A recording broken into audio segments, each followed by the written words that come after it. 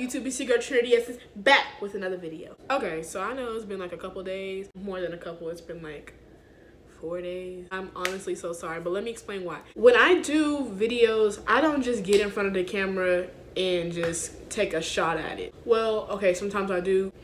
No, I really don't. I have to take my time, know what I'm talking about, have pointers. I don't want to be here looking like boo-boo the food. Like, that just don't make sense to me. That's gonna take me longer to get the video out, harder to edit, and I'm not gonna feel okay about the video and not the way I want from my channel. And I already told you guys I want to do things the right way, my way this time. If you have not already, there's a subscribe button right there. Go ahead and hit it for me. Next to it is a bell. Go ahead and hit that bell so you get notifications when I post. And if this is your first time on trynitee.essynce, welcome. You're gonna love it. You're gonna love it. You're gonna love it. Today's video, why do I clap before I say anything? That is so freaking weird. Honestly, I need to stop doing that. Today's video is a slight story time, slight advice, inspirational, encouraging, that type of video. So with that being said, let's go ahead and get into the video. Oh wait, I don't have my journal. Be right back. Growing up, I lived with my mom. My dad was obviously already with my second mom, but this is before, I believe, they didn't get married until I was 5. So they were just dating at that point. But yeah, so I lived with my mom lived with my grandparents at the time. And so it was me, my mom, my grandparents, and my aunt and her kids in one house. I saw my dad on the weekends. Around 5th grade, right? 5th grade, I lived with my dad for the year because my school, my elementary school, was down the street from his house. So my mom went ahead and let me stay over there. I mean, it wasn't like I moved all my stuff into my dad's house. I would stay with my mom sometimes and I would stay with my dad sometimes. The majority of the time I stayed with my dad. I just feel like, you know, I'm recording. Like, why would you make noise? Like, why would you do that? Like, oh, y'all like my Bible? Forgot to share. I told look at my hang time. Finished off elementary school and I went to middle school. When I got to middle school, a lot happened for me in 6th grade. Literally, my whole world went like this.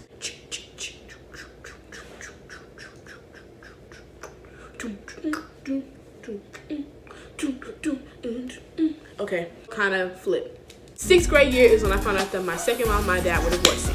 Obviously, it was a hard subject because you're so used to them being together. You get close with second mom and things like that. So it hurt, period, because of it. But let me tell you why it hurt worse. So the way I found out about it, and I won't go into detail on what happened and stuff because I didn't find out the way a kid is supposed to find out. I remember this day like it happened literally yesterday. We went to a friend's birthday party. I remember it because it was literally late. She was a little kid. Like, I didn't understand why that girl had her party so late. Honestly, that was weird. Anyways, so I remember pulling back up to the house, coming from the party, and I think my second mom might have said, you know, we're getting divorced. She might have said that. I don't remember, but I remember throughout the ride I would hear signs of it. Cause you know, she's driving, I'm in the passenger seat, so it's not like she can't really hide nothing from me.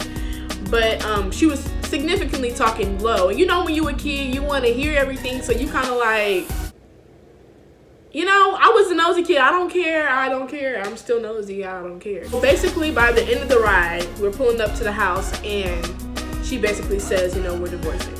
So my whole demeanor that day, my whole demeanor that night was just like, oh heck no. Oh my God, like the hurt I felt that night, I have not felt that hurt. It literally feels like, I can't even describe that type of hurt. Like, that was something that I wouldn't wish on nobody. Like, the feeling of knowing your family not finna be the way it is, that is the worst feeling. Like, oh my God, ooh, that hurt me. I didn't tell anybody. I kept it and I was angry. I would go to school, I would act up, I was getting into it with people. I started fighting. I don't fight. I mean, I will if I need to. So if you need to post up, what's up?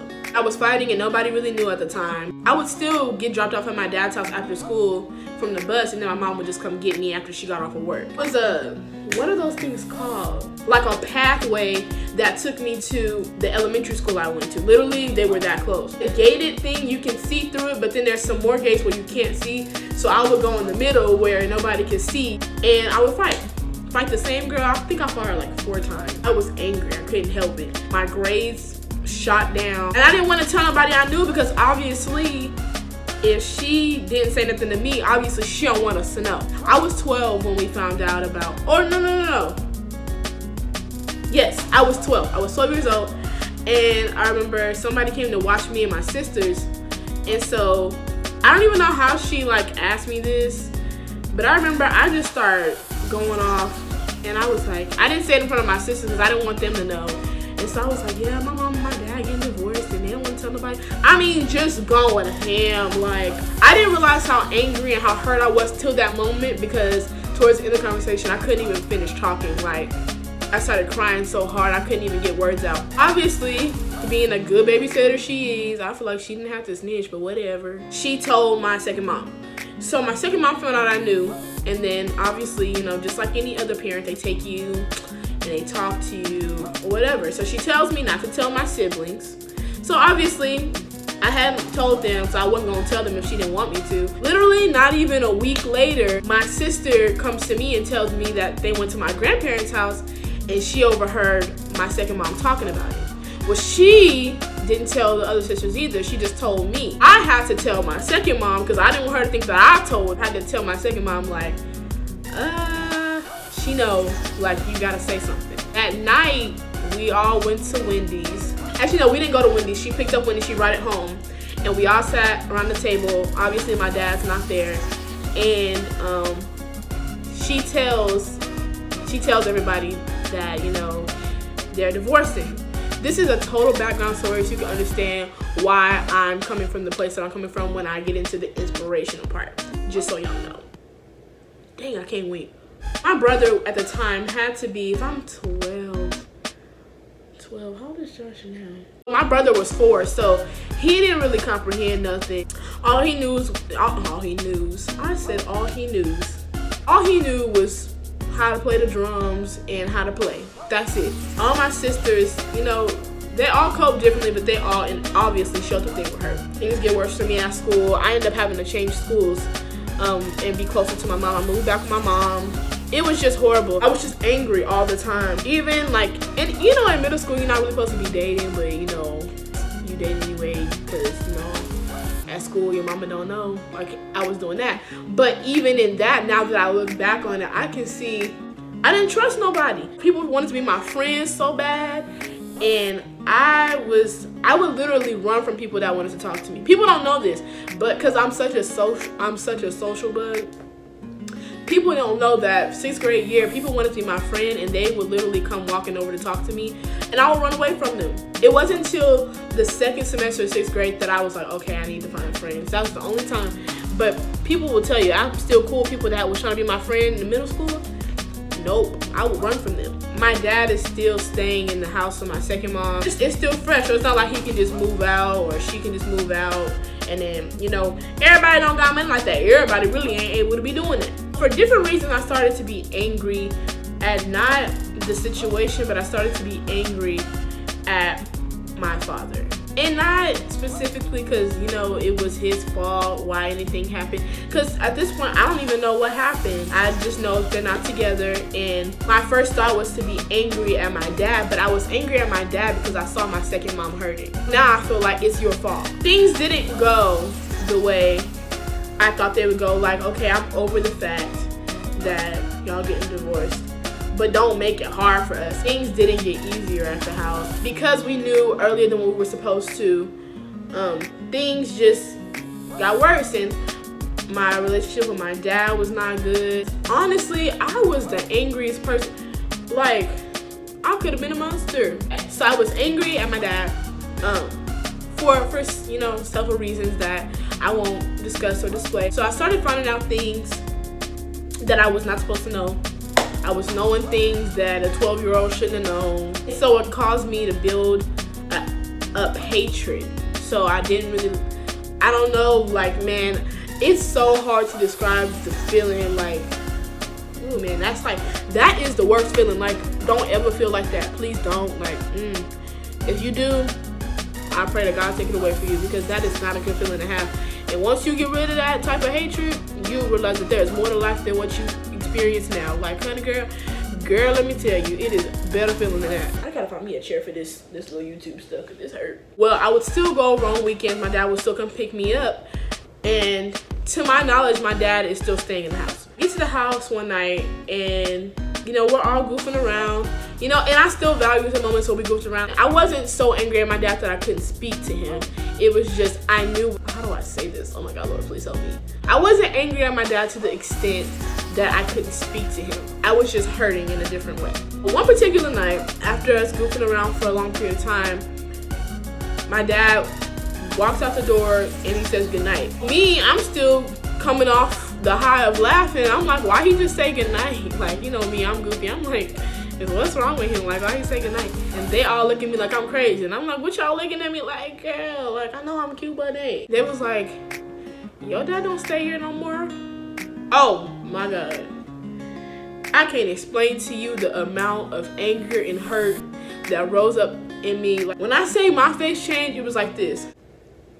I was hurt, which caused me to be really angry. I didn't want to do nothing with my dad. I didn't want to talk to him. And people would try to encourage me to, but it's like, no. Another disclaimer, I am not making this video to bash my dad, because my dad is my dog. That's my dog. That's my dog. That's my dog. Me and my dog. That's all the background I'm giving y'all, because I feel like I might be talking about too much at this point, and I don't want to. Me and my daddy good. I'm gonna drop some videos of him right here, because that's my dog. So probably not a stop. What? Don't never stop. Just the flow that got the block hot, super hot. Hey, give me my respect. I just took it left like I'm ambidex. It's been 6 years since all that happened. I'm just so happy that I don't have to live my life hating my dad. I'm grateful to even have a dad. Somebody don't got no dad. You know what I'm saying? You have to choose. First of all, let me say this. To hate somebody is a sickening feeling. You get tired off it. I mean, because you have to, it takes effort to hate someone. And people don't, it's one thing to not too much care for a person, but then to hate them, like, you have to put energy into that. That was so much energy. I was tired all the time. Literally, I was. Like, I'm not making this up. I can't make this, oh wait, they said cuss word on that part. I cannot sing that song. When I forgave anybody, not even just that situation, people that were my friends that hurt me, after getting rid of the hate and the hurt and actually forgiving them, it's one thing to say you forgave a person, but to really forgive them, it's a total nother level. It's another level of freedom you get when you really honestly and truly in your heart forgive that person. I'd probably be bald. I mean, this is a something, but I'd probably be bald-headed, stressing over what thing I'm gonna say next to let them know I still hate them, if I didn't forgive and let go and let God deal with that situation. You can't handle it. Like, honestly, what you gonna do? After you slash their tires, you put sugar in their tank, stop answering their call, after you keep talking about them on Facebook, you know, talking to your friends about them. I mean, honestly, the situation's still the same. You gonna still be hurt. That person's still getting 8 hours of sleep. That person's still making money. Like, you honestly have to forgive and let go. There's no reason why you should feel like you gotta deal with resentment for the rest of your life. Like, that feeling is uncalled for. Honestly, it's for the birds. I don't think you should deal with it. I'm not gonna deal with it. I love my dad. I love anybody that's ever hurt me, any friend. If you feel like I still don't like you, hit my line. All my social media is down below. Ooh, look at this Band-Aid. This is a hot mess. Honestly, this got to go. Life is too short to deal with unforgiveness. If you feel like I haven't forgiven you, I promise you I'll forgive you. And vice versa. If I've ever done anything to hurt you, please find it in your heart to forgive me. We can talk about it. But I think I'm cool with everybody. I love everybody. And I don't really got no problem with nobody, because, I mean, how can you have a problem with this?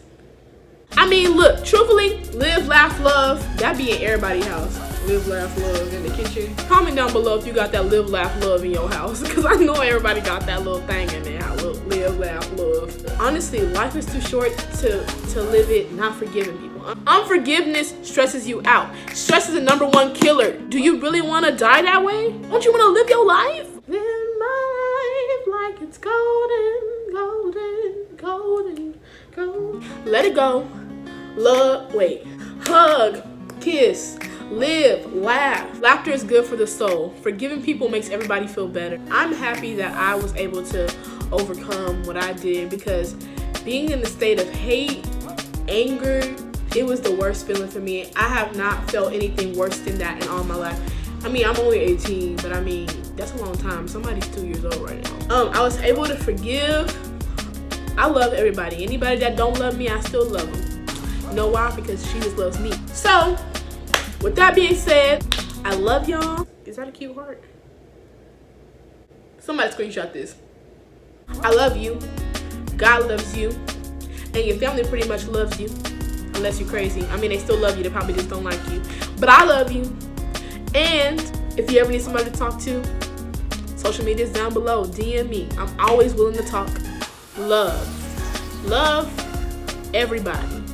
Let this be the thing you see. This is like a strawberry. Let this thing be the thing you remember when you're mad. When people ask you to forgive them, see this heart. Remember, I have to forgive because Jesus forgave me. Jesus forgave you, dog.